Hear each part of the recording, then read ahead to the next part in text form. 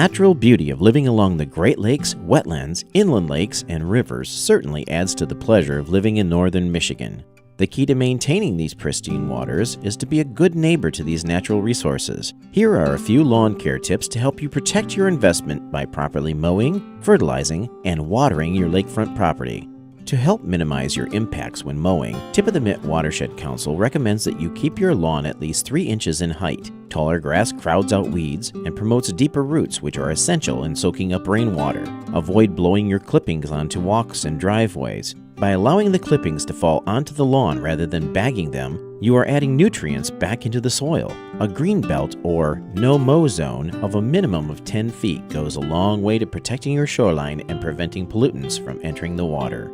When it comes to fertilizing, most people fertilize their lawn out of habit rather than necessity. Before applying fertilizer, test your soil to determine which nutrients, if any, are needed. Soil testing is available through your local Michigan State University Extension office, usually for a very small fee. They will test the soil and then provide you with recommendations for your specific soil conditions. If a soil test reveals certain nutrient deficiencies, or if you want to tailor your fertilizer to the needs of particular plants, you can select a special formulation. What you choose will depend on your soil and what you are growing. The 3 numbers that you see on a fertilizer label, such as 555, tell you what proportion of each macronutrient the fertilizer contains. The first number is always nitrogen, the second is phosphorus, and the third is potassium. This NPK ratio reflects the available nutrients by weight contained in that fertilizer. For example, if a 100-pound bag of fertilizer has an NPK ratio of 574, it contains 5 pounds of nitrate, 7 pounds of phosphate, which contains phosphorus, and 4 pounds of potash, which of course contains potassium, and the remaining 84 pounds is filler. It's important to keep in mind that the NPK ratio of organic fertilizers is typically lower than that of a synthetic fertilizer because, by law, the ratio can only express nutrients that are immediately available. Organic fertilizers are made from naturally occurring mineral deposits and organic material such as bone or plant meal or composted manure. In general, the nutrients in organic fertilizers are not water-soluble and therefore are released to the plants slowly over a period of months or even years. Organic fertilizers stimulate beneficial soil microorganisms and improve the structure of the soil. In most cases, organic fertilizers and compost will provide all the secondary and micronutrients your plants need. Synthetic fertilizers, on the other hand, are water-soluble and can be taken up by the plant almost immediately. In fact, applying too much synthetic fertilizer can burn foliage and damage your plants.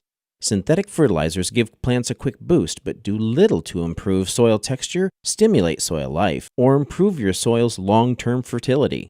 Because synthetic fertilizers are highly water-soluble, they can also leach into nearby water bodies.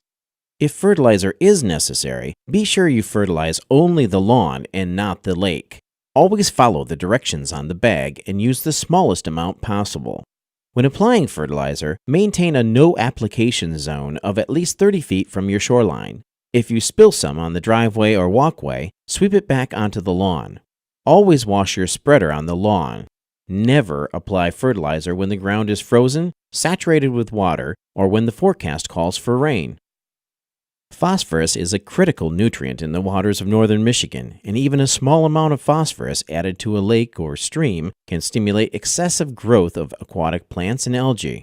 Therefore, Michigan law restricts the use of phosphorus fertilizers on residential and commercial lawns. There are a few exceptions where phosphorus may be applied at specific rates, including when a soil test indicates phosphorus is needed or for establishment of new turf. Water conservation isn't the only reason to limit the amount of water you give your lawn. Watering your lawn only when your grass needs it encourages deep root growth. Frequent watering promotes weed germination and encourages grass roots to remain shallow. Overwatering can also be bad for your lawn and for your lake as it allows nutrients, sediments, and other pollutants to leach into nearby waters. If you feel irrigation is necessary, then use the water from your lake to water the lawn. This not only conserves water, it also provides nutrients to your lawn. The best time to water is in the early morning between 5 and 10 a.m. Midday watering, when the weather is hot and dry, can waste water due to excessive evaporation. Evening watering tends to promote disease and insects.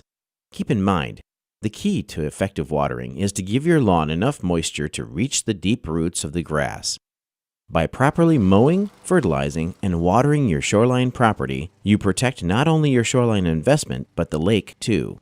Other lawn care tips on the importance of using native plants in your landscaping, how to use a rain barrel to conserve water and prevent excess runoff, and installing rain gardens and green belts to manage stormwater runoff are available at our website at www.watershedcouncil.org.